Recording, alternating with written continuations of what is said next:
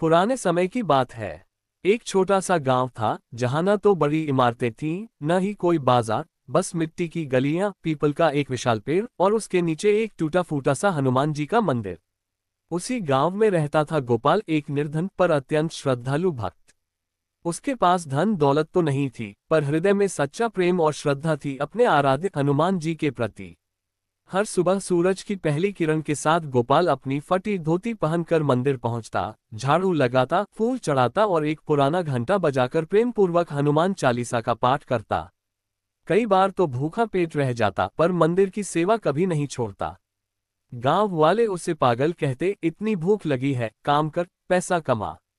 पर गोपाल मुस्कुरा कर कहता, जो श्रीराम के दूत हैं वो मुझे कभी खाली नहीं जाने देंगे। एक दिन गांव में भयंकर तूफान आया। बारिश, बिजली और आंधी ने पूरे गांव को हिला दिया। पेड़ उखड़ गए, खेत बह गए और मंदिर की पुरानी छत भी गिर गई। सब डर गए कि अब हनुमान जी का मंदिर कैसे बचेगा। पर गोपाल रोया नहीं, डरा नहीं। अगले ही दिन वो मंदिर में बैठा, कीचड़ में लथपथ होकर भी झाड़ू लगाता रहा और बोलता रहा, जय बजरंगबली। गांव वालों ने देखा, इतने संकट में भी ये गरीब भक्त मंदिर की सेवा में लगा है। तभी कुछ ही दिनों में गांव में एक साधु महात्मा आए। वे दूर से पैदल चलकर आए थे। उन्होंने मंदिर की दशा देखी और गोपाल की श्रद्धा को देखकर आंखें भर आईं। उन्होंने गांव वालों से कहा, जहां ऐसा भक्त हो वहां स्वयं हनुमान जी निवास करते हैं। साधु ने अपने पास से मंदिर के पुनर्निर्माण के लिए धन दिया और गांव वालों से मदद करने को कहा।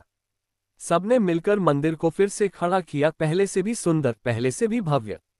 अब मंदिर में हर दिन भजन कीर्तन होता, दीप जलते और हनुमान जी की आरती में पूरा गांव शामिल होता। गोपाल अब भी उसी सरलता से सेवा करता, वो अब भी वही फटी धोती पहनता, पर अब उसके चेहरे पर एक अनोखी शांति थी।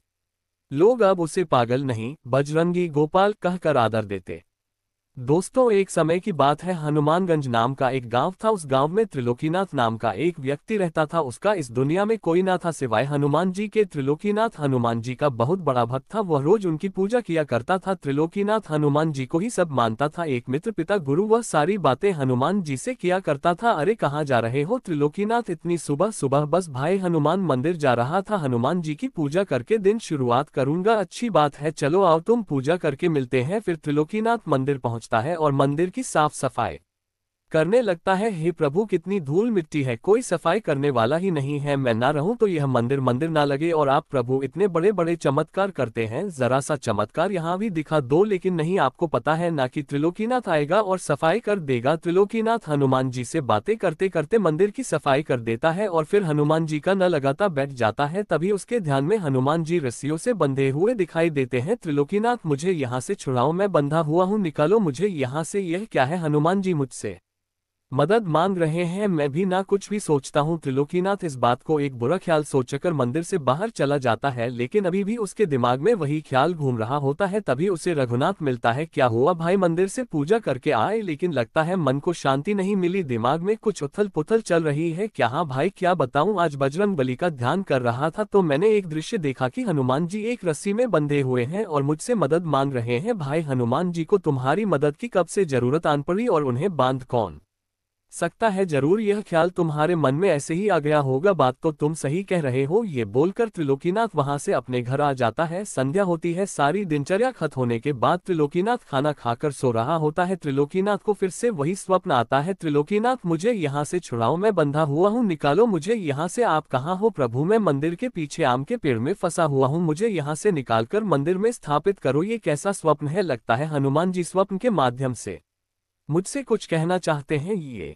बात कल मुखिया जी के आगे रखनी पड़ेगी। अगले दिन त्रिलोकीनाथ ऐसा ही करता है। वो गांव में पंचायत बैठता है। सभी गांव वाले वहां खड़े होते हैं। क्या हुआ त्रिलोकीनाथ, आज पंचायत क्यों जमा की है? बात थोड़ी गंभीर है मुखिया जी। कल से मुझे बार बार हनुमान जी स्वप्न के जरिए बता रहे हैं कि वह मंदिर के पीछे आम के वृक्ष में फंसे हुए हैं, उन्हें वहां से आजाद करके मंदिर में स्थापित करना है। इसलिए मैं आपसे ये निवेदन करना चाह रहा हूँ कि उस वृक्ष को काट के उसमें से हनुमान जी को निकालकर मंदिर में स्थापित करना होगा। क्या पगला? तो नहीं गए हो ना। त्रिलोकीनाथ, माना कि तुम हनुमान जी के भक्त हो, लेकिन ऐसा भी नहीं है कि तुम कुछ भी बोलो और हम मान ले अपनी इस बेफिजूल के बात के लिए तुमने पंचायत का समय बर्बाद किया है। पर मुखिया जी, मैं सच कह रहा हूँ, एक बार उस पेड़ को काट कर देख लेते हैं। त्रिलोकीनाथ, क्यों जिद कर रहे हो? बेकार की यह सब तुम्हारा भ्रम है। जाओ घर जाओ, जाओ यहाँ से। आज की सभा यही समाप्त की जाती है। मुखिया त्रिलोकीनाथ को भगा देता है और कड़े शब्दों में पेड़ काटने के लिए मना कर देता है। त्रिलोकीनाथ उदास मन लिए घर की ओर जाने लगता है। तभी रघुनाथ उसके कंधे पर हाथ रखता है। त्रिलोकीनाथ, परेशान मत हो, ये सब तुम्हारे मन का वहम होगा, ज्यादा ध्यान मत दो। और वैसे भी वह आम का वृक्ष मुखिया जी का है और पता है उस अकेले वृक्ष से कितने फल आते हैं। वह तुम्हारी बात पे वृक्ष तो नहीं काटने वाले, ज्यादा सोचो मत, जाओ आराम करो, सब ठीक हो जाएगा। ये बोलकर रघुनाथ वहां से चला जाता है। लेकिन इस बात से त्रिलोकीनाथ को अभी संतुष्टि नहीं मिली थी। उसका मन अभी भी व्याकुल था। भाड़ में जाए मुखिया जी और सब, हनुमान जी ने मुझसे बोला है, वो मुझसे मदद मांग रहे हैं, कोई नहीं है साथ देगा तो भी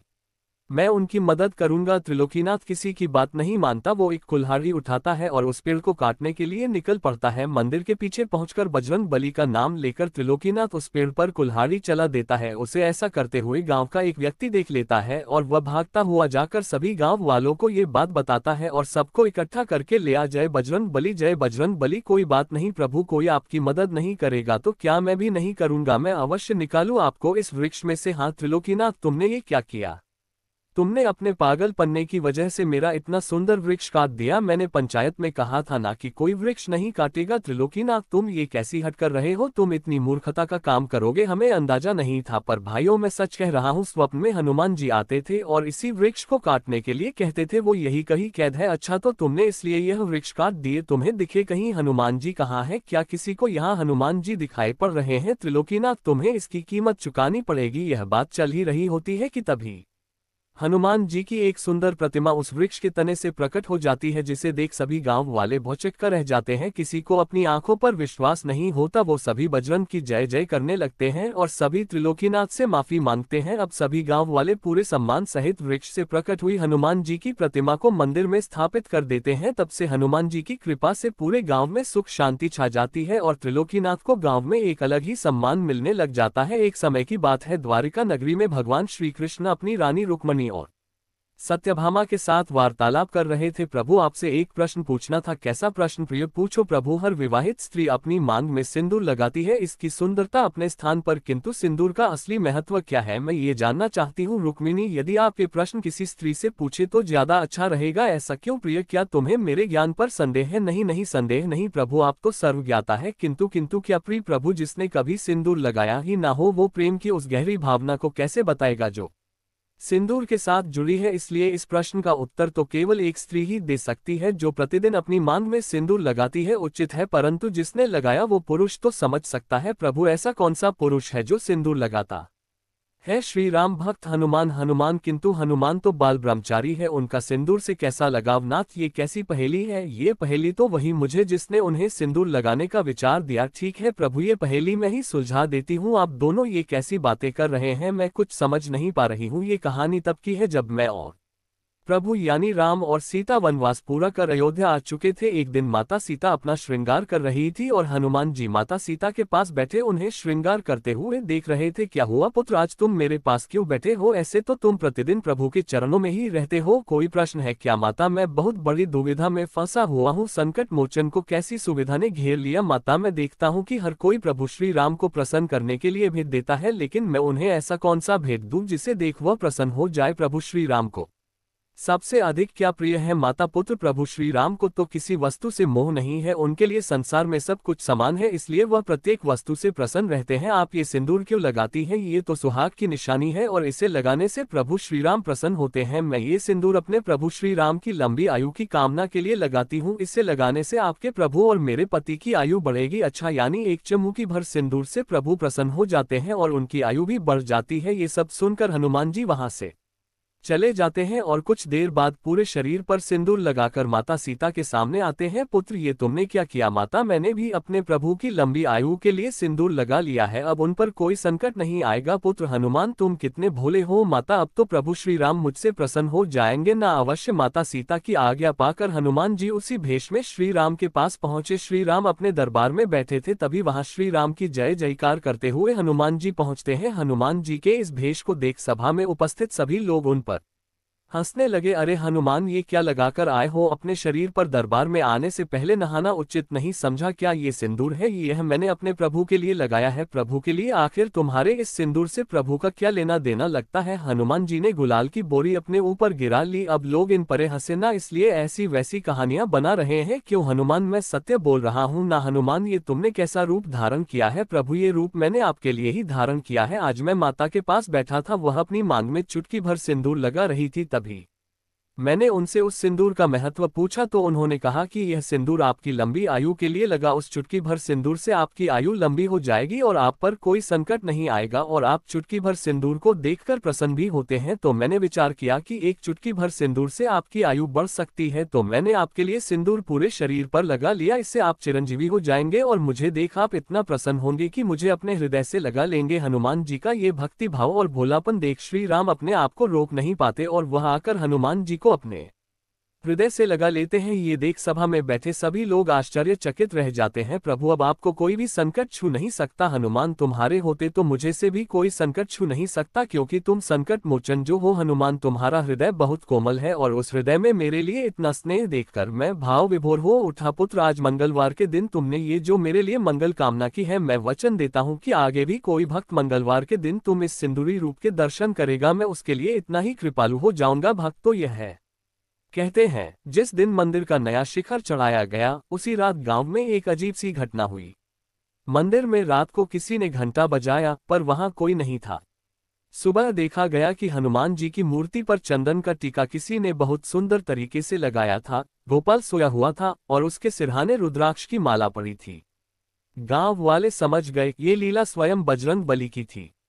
और गोपाल, वो तो अब भी वैसा ही है, मंदिर के कोने में बैठा हर सुबह वही चालीसा पढ़ता है और कहता है, बिना मांगे सब देत हैं जो सच्चे मन से पुकारे, बजरंग बली के दर से खाली कोई न जाए। प्रिय श्रोताओं, यही थी उस गरीब भक्त की कहानी जिसने अपने विश्वास से बजरंग बली को प्रकट कर दिया। अगर आपके दिल में भी सच्ची भक्ति है तो प्रभु आपके लिए रास्ते खुद बना देंगे। अगर आपको ये कहानी अच्छी लगी हो तो इसे जरूर लाइक करें, चैनल को सब्सक्राइब करें और ऐसी ही भक्ति कथाओं के लिए जुड़े रहें हमारे साथ। जय श्री राम, जय हनुमान।